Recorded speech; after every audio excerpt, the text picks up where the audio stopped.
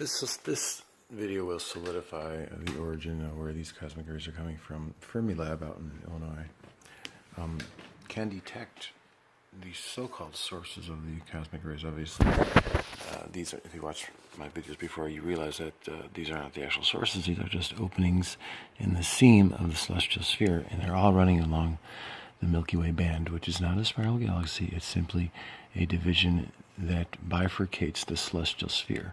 They show it going horizontally across like that, but actually it's cocked at a 90 degree angle. And you will notice that Fermilab will actually locate the so-called sources of these cosmic rays, and they're all very, very near the vicinity of the Milky Way band. Now, if you watch my videos in the past, you'll understand that I'll draw it on paper here. I tell you that there's an octahedron that is hidden, that's behind the celestial sphere. And on the northern side, there's a high arm of light that extends and that it hits the back part of the sun. And the sun is actually just a half of a sphere. You never see the back part of the sun from Earth's vantage point because of the bending of the light. It'll always show the front of the sun like that. And so the reason the velocity of the sun actually varies, if you watch my equation of time video where I talk about how the analemma actually really works, it conveys the actual slowing down and speeding up of the sun. And that's because these collimated light rays that are hitting the back of the sun obviously is a little bit slower than the actual celestial sphere, which is at 23 hours, 56 minutes, and 4 seconds, the sun being 24 hours. And so that's the reason why the sun passes through all the 12 different constellations during the course of 1 year. And so there's going to be times where the back part of the sun crosses over the solstices. This would be the solstice. You know, we have the southern solstice at negative 23.4 degrees, and the northern solstice at 23.4 degrees.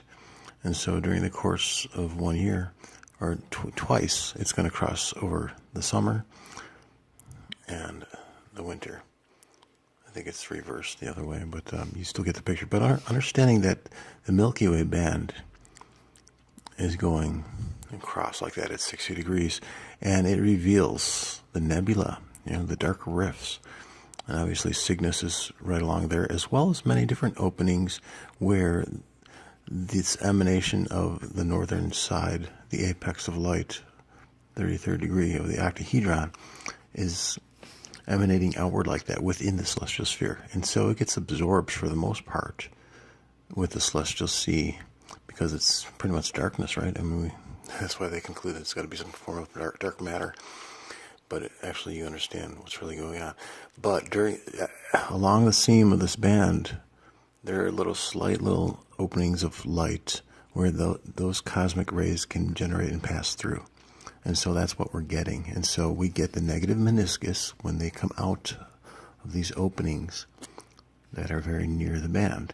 But see, that's what I'm trying to help you understand, that when these openings come out and they hit the negative meniscus, there's a lot of interference with the cosmic rays and the collimated light that hits the back of the sun. And so when the sun passes across that band, that's what governs the sun, causes it to slow down. Watch my equation of time video for you to understand that. And so we get a varying velocity of the sun because the back part of the sun is being interfered with some of these leaking out cosmic rays. And so they interfere, they create interference. And so that's what causes the back rays of the sun to slow down slightly and then speed up once again during the equinox time when it's not near the band. And so we have the negative meniscus coming out and hitting the earth like that.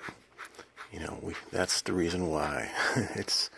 It makes total sense. This is proof positive. So there's my that when you're inside the celestial sphere, you see the top, the northern side of the octahedron. But if I zoom back out a little bit, you see how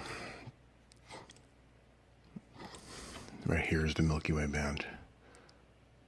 And so that light is going to come out and it's going to get absorbed for the most part if it's not near the Milky Way band. And so there are little openings, and those little openings are identified here with Fermilab's understanding of it. And NASA does own Fermilab, so there are people in the know, in NASA, that know the fact that we're living inside the concave Earth, and the sides of the north are the original source of these cosmic rays, and they're leaking out. These are leakage points. That's what's really happening there. This is a proof positive understanding of it, of what I've been telling you all along. And so, let's see if I can find that analemma video that I talked about previously. Equation of time. Lord Stephen Christ.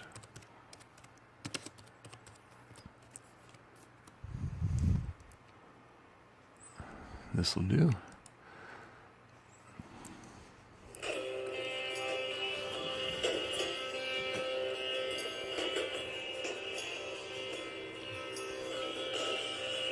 So, let's turn that off here.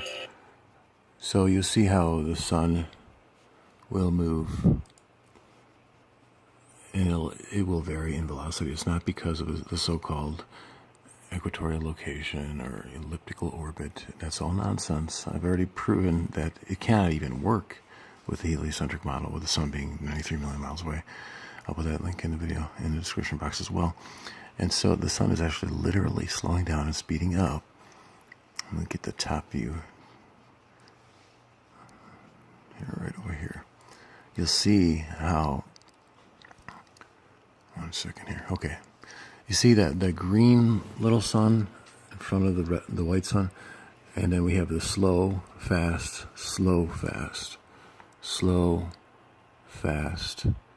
So right here is the Milky Way band. And so when the back part of the sun crosses that, and the interference from the cosmic rays entangle with the collimated light hitting the back of the sun, it actually slows it down.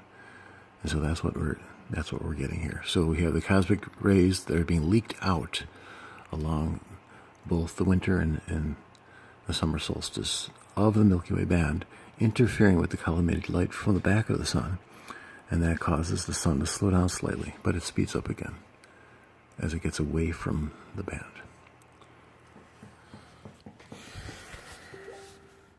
Thanks for watching.